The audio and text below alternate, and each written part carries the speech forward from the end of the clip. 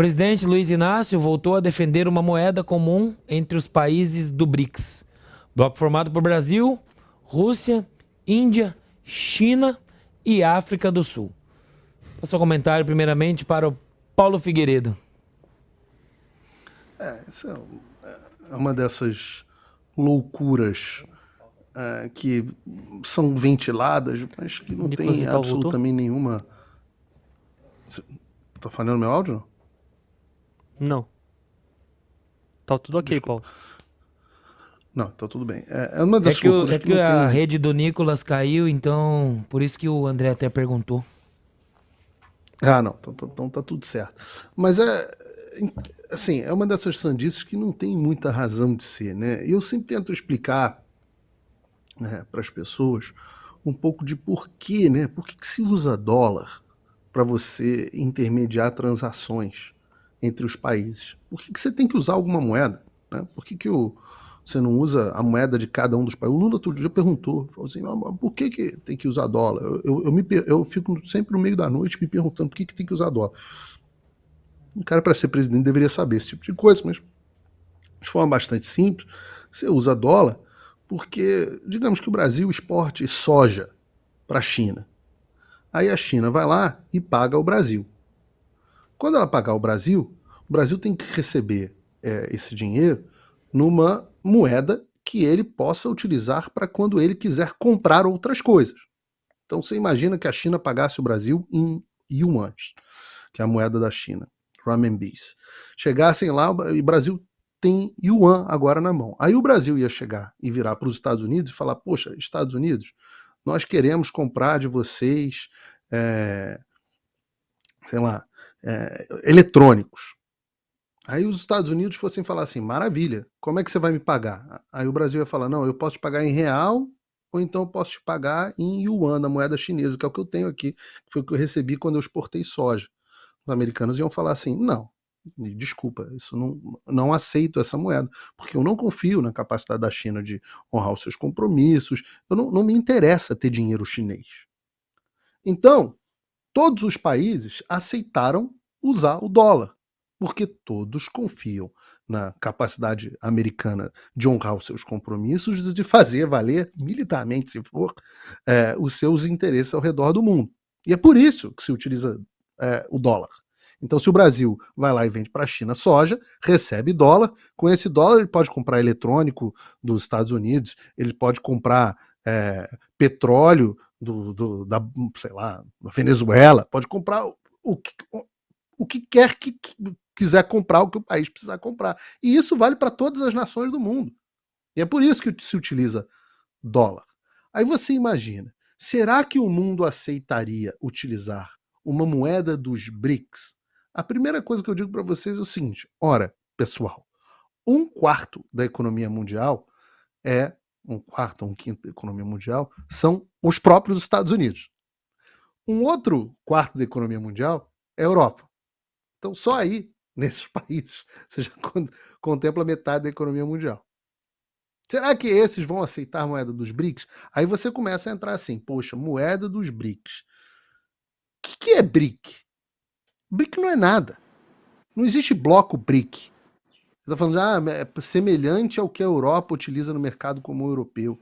Não existe mercado comum dos BRICS. Não existe bloco de fato de BRICS. Isso é uma invenção. Não existe absolutamente nada disso. Ora, a China e a Índia, os dois maiores integrantes em termos populacionais dos BRICS, saem no tapa.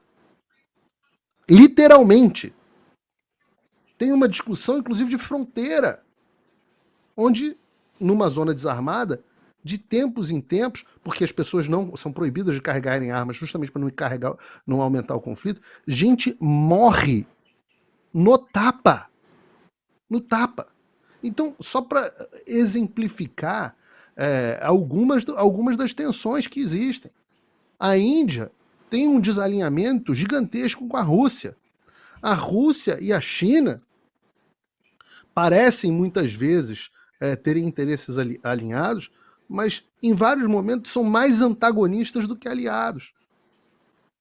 Então não existe BRIC. Isso é uma loucura impossível do ponto de vista econômico e impossível do ponto de vista político.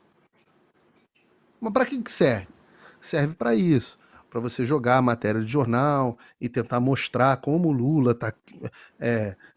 E esses caras, né, estão indo contra a ordem global e etc, etc. Mas é absolutamente inexequível. Eu espero que eu tenha explicado de uma forma simplificada e fácil, porque às vezes explicar a economia pode parecer complicado para as pessoas. Obrigado, Paulo Figueiredo. Quero aproveitar já passar para o Lucas Pavanato.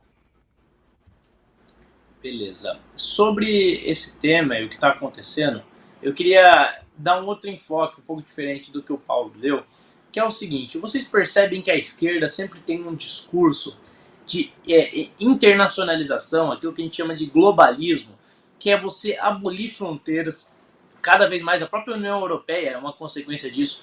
Você ter governos supranacionais, que são na prática governos, que tomam decisões acerca do que vai acontecer em determinados países. E você ter uma moeda única, unificando diversos países, faz parte dessa agenda globalista. Vale lembrar que o propósito do Marx, em termos globais, era você não ter fronteiras. Era você não ter o conceito de lealdade nacional. Por quê? O discurso é que as lealdades nacionais, elas são a fonte da guerra, né? A fonte da violência. Mas como o filósofo conservador Roger Scruton muito bem explica em seu livro, não existe nenhum tipo de sociedade mais civilizada e menos violenta do que aquela sociedade que se fundamenta na lealdade nacional. Existe, por exemplo, a sociedade que se fundamenta no conceito de família, no conceito de tribo. Você vê ali as tribos, elas são organizações sociais muito violentas. Você tem sociedades que se organizam no conceito religioso. Você tem os países islâmicos aí, eles são mais ou menos violentos que os países ocidentais que têm o conceito de lealdade nacional. São mais violentos. Então a forma mais civilizada e menos violenta que se encontrou de organizar as sociedades e de fazer com que as sociedades tenham certa unicidade, tenham união, é o conceito de lealdade nacional. Mas por que esse conceito é importante para os conservadores, para os liberais? Porque esse conceito de lealdade nacional serve como uma barreira para que as pessoas tenham liberdade. Quanto mais você concentra poder em organizações supranacionais, menos autonomia e poder os países têm de tomar as próprias decisões. E mais suscetíveis estão as pessoas a arbitrariedades. Como que alguém lá no Reino Unido, em Londres, vai fiscalizar o que acontece em Bruxelas? Não tem como. Não tem como ter pressão popular, não tem como ter cobrança.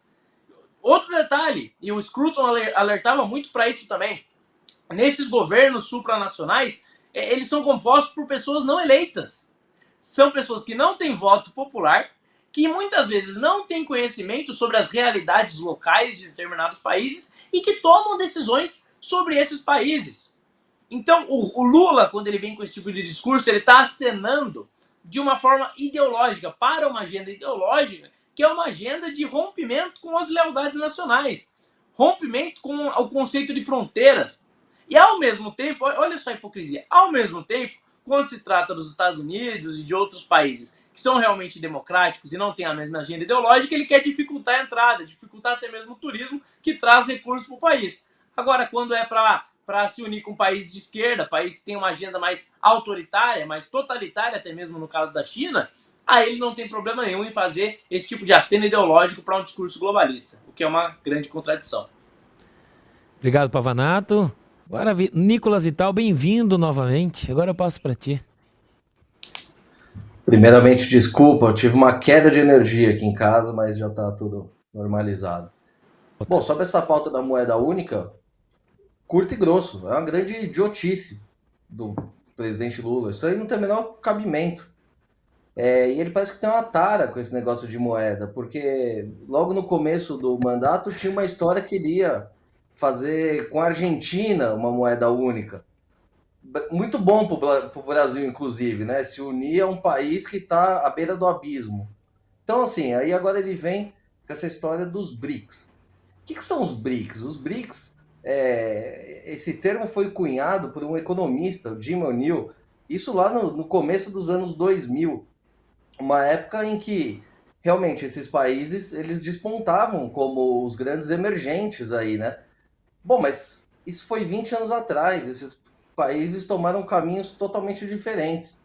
A China despontou realmente como uma potência, o Brasil ficou estagnado. A África do Sul não precisamos nem falar. A Índia teve algum sucesso em algumas áreas ali, mas também tem muitos problemas. E a Rússia, a gente não precisa falar nada. Então, assim, é um grande delírio do presidente Lula. Eu acho que ele faz esse tipo de comentário de propósito para gerar esse tipo de discussão que a gente está tendo aqui e desviar o foco das questões realmente importantes aí da política nacional. Porque, assim, uma pessoa que tem o mínimo de discernimento sabe que não tem a menor chance disso dar certo. Você tem uma moeda única do Brasil com a China, que é do outro lado do mundo, com a África do Sul, que tem uma realidade totalmente diferente, com a Rússia, que está em guerra. Enfim, eu acho que não tem o menor cabimento e esse nosso presidente precisa ser estudado. Precisa ser estudado. Agora, essas pautas, o Anselmo, elas têm esse propósito de enfraquecimento do poder geopolítico americano. Por isso que ele atira para todo lado, é moeda com Mercosul, é moeda com BRIC, etc, etc. No fundo, o que as pessoas... Ele é presidente do Brasil, então ele tem que defender os interesses do Brasil, do brasileiro. E no caso da moeda, do câmbio, dos exportadores brasileiros. E nós temos uma audiência muito grande no agro que precisa entender. O que o Lula está falando é que você vai vender tua produção, seja qual for a matéria, e vai receber na moeda que ele quer. Você não vai receber em dólar mais. Ele quer que você receba, sei lá, na moeda podre do Mercosul, na moeda podre dos BRICS. E aí o que você vai poder fazer? Vai poder fazer o que ele quer que você faça. Então, de quem são os interesses? A quem isso interessa? Ao exportador brasileiro? É claro que não. O maior prejudicado nessa história é o exportador brasileiro. Então, isso ele vai conseguir? Não sei. Às vezes consegue que um percentual das exportações fiquem nesse valor, em moeda chinesa. Um percentual. Às vezes é um percentualzinho. E com isso, aos poucos, vai minando a liberdade das pessoas. Então, o nosso agro não tem que estar com medo desse tipo de coisa, não. Tem que estar apavorado. Porque essa é justamente a direção que esse governo quer seguir. Obrigado, Paulo Figueiredo. 21 horas e... Lucas, quer falar alguma coisa? O que o Paulo disse, só um complemento. O que o Paulo disse é muito bom porque mostra exatamente o tipo de política internacional que o Lula faz, que é colocando interesses ideológicos acima dos interesses nacionais. Então o interesse do brasileiro fica em segundo plano. O importante é manter a relação boa com a China, a relação boa com a Rússia e dane-se o exportador brasileiro. Então é assim que o Lula pensa. Show!